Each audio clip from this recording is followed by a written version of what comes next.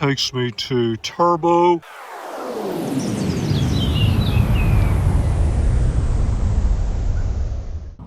Well, good evening and welcome to the Arbor Hills Nature Preserve in Plano, Texas. Tonight's exercise is a field test of the Wurkkos TD11. I do want to thank Wurkkos for sending me the light and making this review possible. Well, we've got yet another flat form factor internal battery. Kind of an interesting design. Decent clip here. I tested this out in 2 preliminary outings, put it in a number of different pockets, pant, jacket, clipped it onto my ruck, no issues. Using it, you have out the front spot a side light that Wurkkos calls Flood. This is also RGB, and you have a considerable number of RGB outputs available to you. Mode selection here, OLED display, and then you have the angled 2-button tail cap controls. Now Wurkkos calls this the tactical button and the touch button. Hey, that's what they call it, so that's what I'll be using tonight. You have a number of output modes controlled by this switch. Full to the left, they call tactical mode. I probably would have called it momentary mode, because what you really get is momentary low, momentary high, momentary strobe. If that's all you're going to be using, it's simple, it's right there, it's built in, works perfectly. Middle is lockout. You have access to momentary low. Now this is where things get a little bit strange.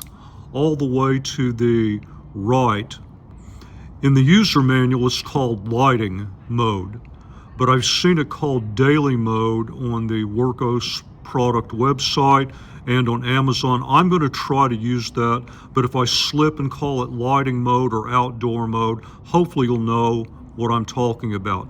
This gives you access to pretty much everything. You can operate both the out the front spot, the side flood, and the side RGB using both switches, and you can do so with stepless illumination, which I personally find very interesting for an EDC style light. You may find it as well. I'll also comment a couple things on the output and the OLED display here. First of all, even with my old eyes, this is not a very big display, especially if you compare it to, let's say, current offerings from Nitecore, but I found it actually very easy to read at night. The other thing that I found was interesting about the display and the product as a whole is, let me turn this on. You'll notice the lumen output there.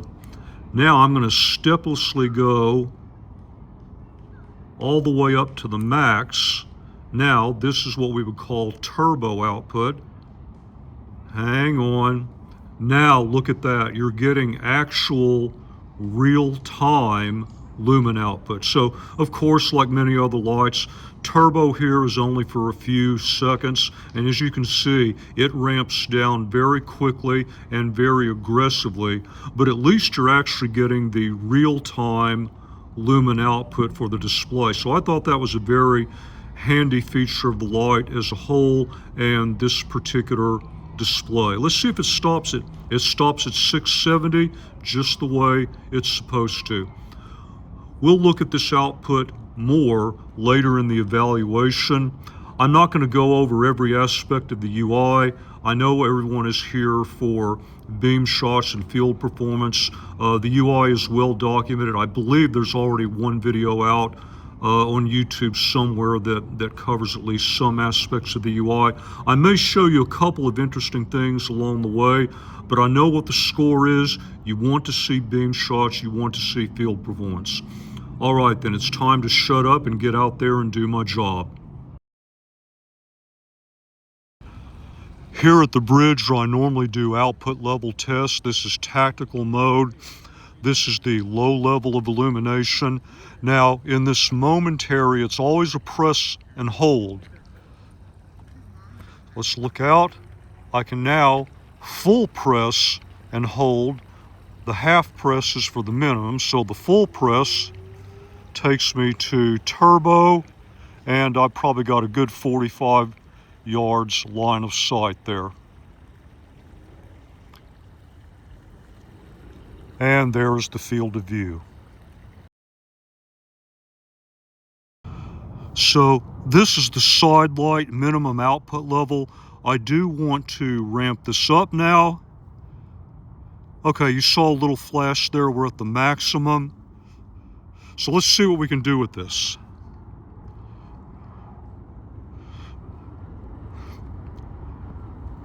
I mean, at the max output, this is actually kind of like having a nice floody hiking headlamp.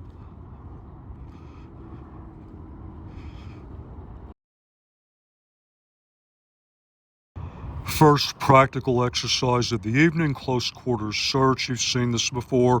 We're out here at the playground. Your kids dropped something earlier. You have to search for it. This is the 10 lumen minimum spot. Not very good unless you're really searching literally right in front of you. The nice thing about the stepless ramping is that it's easy to go up to pretty much whatever level of illumination that you need for the circumstances at hand.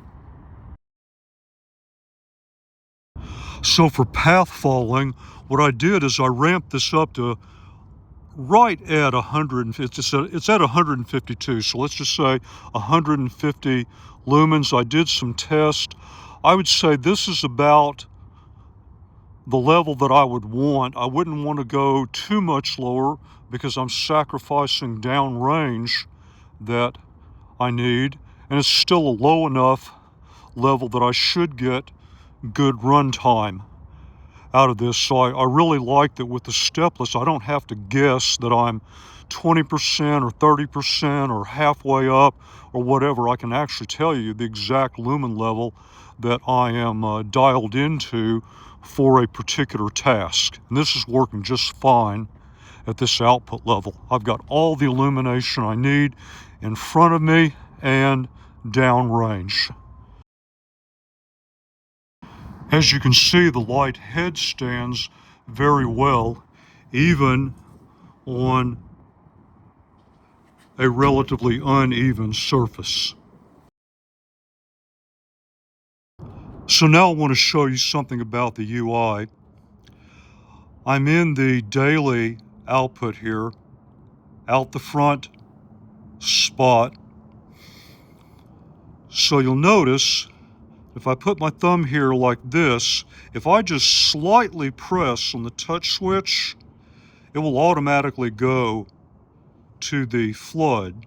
Now it takes a bit more effort to get back to the spot. So you can switch back and forth, but here's 2 points I want to make. One, if you hold your thumb just like this, especially on a cold night like tonight, no gloves, it's very easy to accidentally tap that switch. The other thing that can happen to you is that it's also easy to fumble going to the stepless illumination. And so, press down, my thumb is still right here, so I don't get a good press and I accidentally turn off. So accidental activations are probably going to be less likely than accidental turn-offs under cold or other conditions. It may even happen to you under nice weather. It did not happen to me during my preliminary evaluations, but in some of the off-camera testing I've done, it's already happened to me twice, so I do need to let you know about it.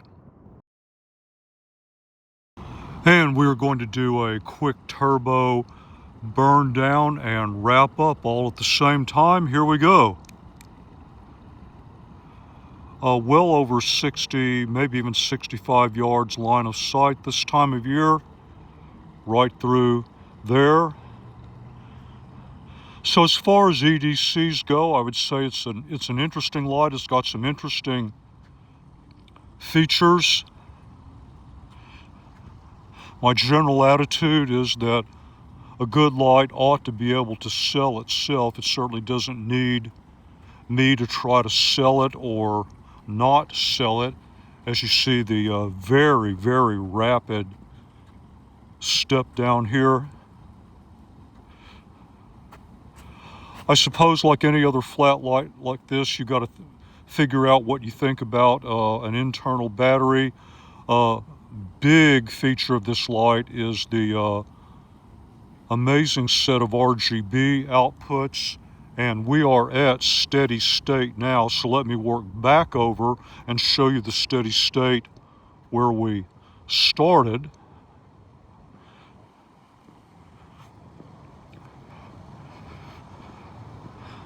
All right. And there we go. So I suppose that's going to be about it for me tonight. As I always say, if you need to see something else, you need to see another test, leave a comment. I'll see what I can do. And as always, until the next review, thank you very much for your time, and thank you for watching the video.